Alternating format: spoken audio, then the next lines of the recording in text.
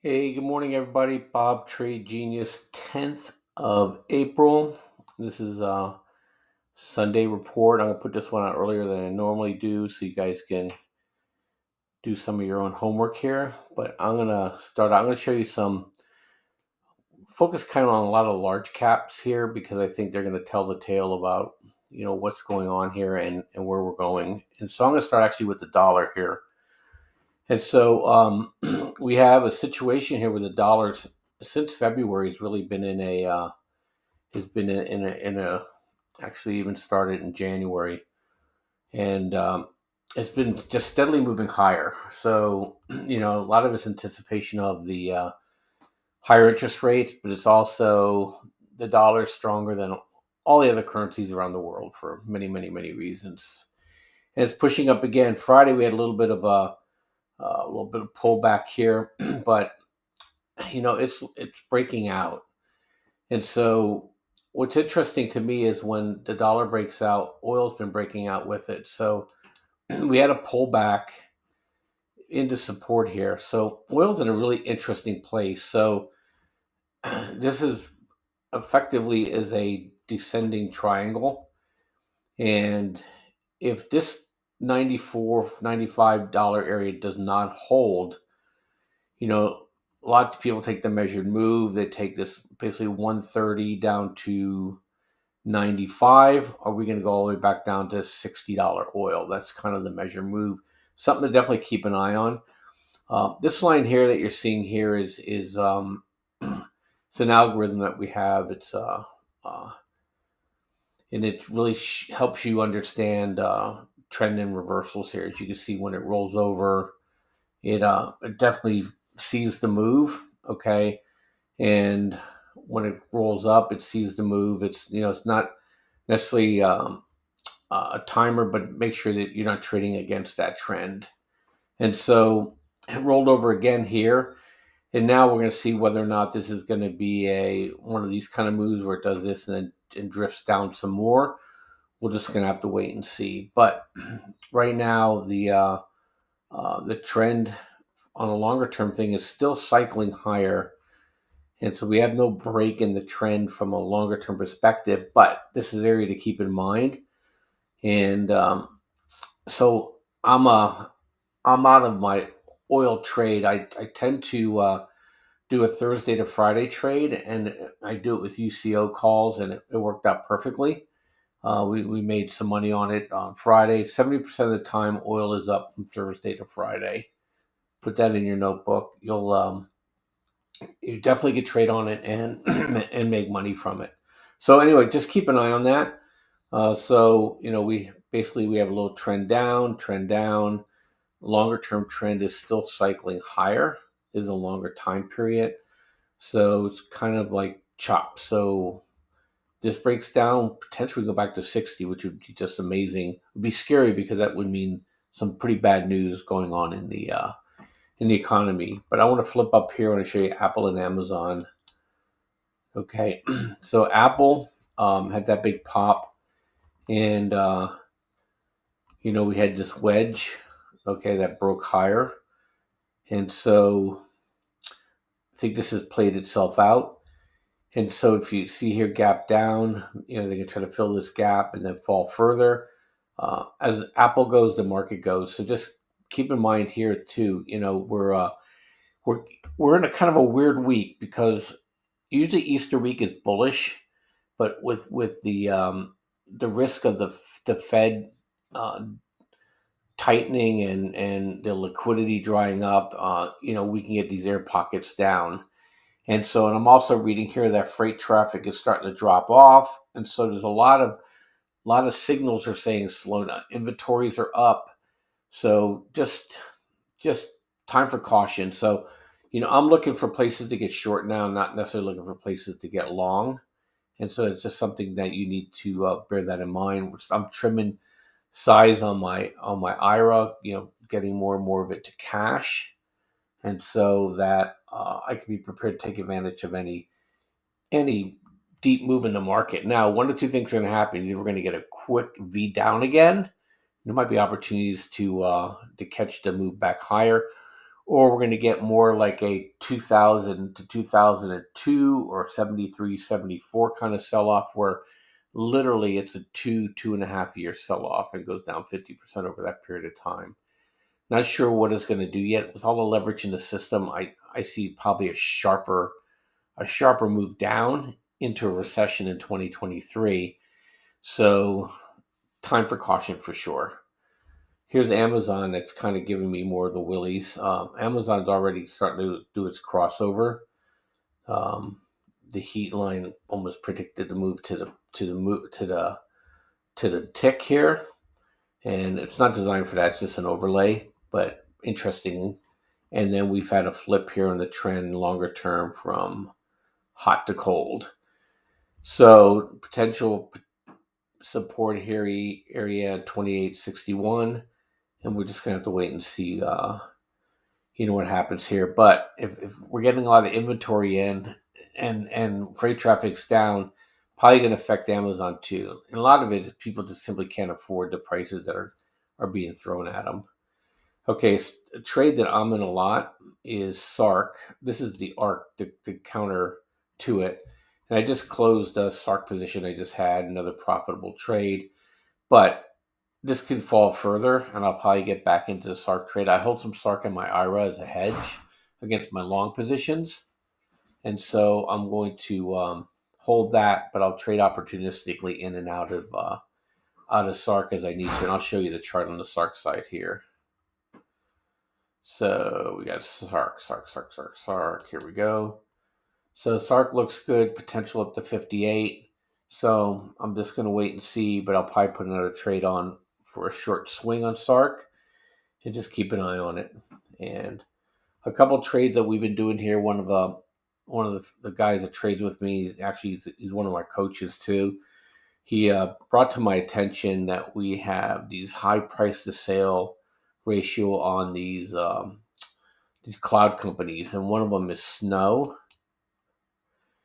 And if you look at Snow here, these moves here, I mean, that thing jammed all the way up, and now we're basically Eiffel Towering this thing, and we just went ahead and broke this low.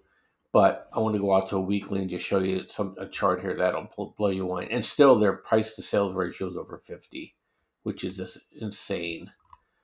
So, so right now, uh, so Snow is breaking down. It's going to probably go down again. I have a target on it at 160 for this move. We'll see how it goes. Its companion is NET. Okay, this is NET on the weekly. Here's a daily. So it's rolling over too. And depending on where you look at it, here's support here at 100, and then there's support down here at 81. And the last one here is D-Dog. Okay, and D-Dog's breaking down too. And so you have a move maybe potentially to 114. I have puts on all three of these and see where this takes us. I had a couple good trades on Snow last week, and it moves around enough for it to be worth your while. So on the positive front, though, what's interesting to me is that we're definitely getting bids in the miners here. And so you have GDX that has just been slow grind up. And this is a ascending triangle. So just the opposite you're seeing in oil, you're seeing in the miners. I hold GDX in my IRA. I'm interested in maybe if it breaks out of this thing, there's a potential move, not that big, another maybe 10% higher, but the miners have been struggling for so long that'd be very welcome in my eyes. GDXJ, they just been slowly knocking on heaven's door here, and I think there's a potential for it to go up. I think it's going to tag this double top here, so that gives us another 5% minimum, and then we'll just see where these go and where they take us.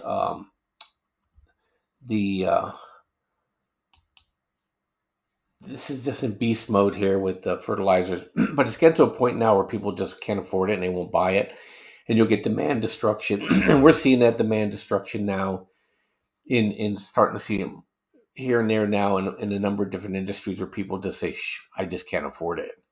And it's going to be huge in real estate. It's going to be absolutely scary. One of our other traders, I haven't gotten into this one yet, but he's been trading XHB from the downside here, and had a wedge here that broke down, and we had a trend change here. But longer term trend is saying that, man, this thing's getting beat up pretty bad. But it's starting to get a point now where it crosses 8 on this system of ours. Is that the move may need to rest here a little bit. But if you look on this thing from a weekly, is that pretty good move down here since the beginning of January 2022. So um, it's coming into some support area here, but if it breaks down, it's going down to 52. I think the home builders are going to probably get blown up here pretty good because, basically mortgages doubled. Mortgage rates doubled. Not necessarily mortgages doubled, but it's bad news for people. So they're going to get housing prices lower, but they're not going to be able to take advantage of it because of the mortgage rates are so high. So they never give you a free lunch, no matter what you think. Hey, housing prices are coming down. Well, they're coming down for the wrong reasons. So either you're not going to have a job or you're not going to be able to afford the mortgage. So either way, the affordability index is still going to be against you. And let's see if there's anything else I want to show you guys here. We cycle through. Bitcoin on a daily is just still grinding in this channel. I mean, it's been in this. Look at this weekly channel for Bitcoin. The lows at the low 30s, the highs into 60s. What's interesting to me is that on a weekly, I'm getting a trend band touch to each other. Now, it could be a kiss and it could be a kiss goodbye. Don't know. But on the daily chart, it's coming down. So potentially get it back down to 38,000 area. And then we'll just have to wait and see where this goes. It had a nice run, though. I mean, for people who caught it, beginning of March, 37,000 to 48,000 is a pretty decent move. So now it's going to cycle back. We'll see if it double bottoms or if it's going to make a higher low and turn back higher. We just let the charts tell us and just trade it accordingly. So let's see if there's anything else that I missed that I want to share you. Oh, my favorite, CCJ. Nice grind. So, pull back here from 31. That's the recent high that it made. And we'll just have to see where it goes from here. But my long term on CCJ is much, much higher. Let me go out of here all the way. I'll show you. So, my next move is here in the $44, $45 range for CCJ. And let me go out to monthly to give you even a bigger perspective. So, in 2007, CCJ topped out at 55.88. I think it's going to go back to there again. Pricing strong. Uranium's in shortage. People are building new nuke plants. Perfect storm for you to get a buy. And look at weekly buy, monthly buy, daily buy. You need to hold some of it, and but the whole space is doing well. Here's Quad U. I hold this in my IRA, and we swing in and out of this one as well. So, it's in an up move. We'll see if it pushes back up, gets over 1050. It's been pounding on this, but I have a target of $20 on this thing over the next couple of years. So I think we got a double coming in Quad U. I mean, UEC strong as well. And UEC looks a lot like CCJ. So I like Quad U. It's an American company. It's going to be protected. All this crazy sanction talk that all these countries are throwing around at each other now, that foretells bigger problems. So you want to own companies in your own home turf. And that way you don't have to worry about political risk or geopolitical risk. You just have to worry about political risk, with the crazies that are in the White House right now. So anyway, that's what I want to share with you guys. Thanks for listening. And I'll be shooting videos out, podcasts out Monday through Thursday next week. Stay tuned. Subscribe, share this with your friends. I'm trying to give you guys some free trades. I want you guys to make money, and look, we're gonna have to all be in this together for this move down, because I think potentially it could be a scared of children move, because we have people in the White House that really don't care about you. They care only about their own power. And look what's happening in China. It's all you need to know. They don't care. They have 28 million people locked down in Shanghai. People are starving. People can't get to dialysis centers. It's going to become a freaking nightmare. Coming to a dictatorship near you. Thanks. Enjoy the rest of your day. Bye bye.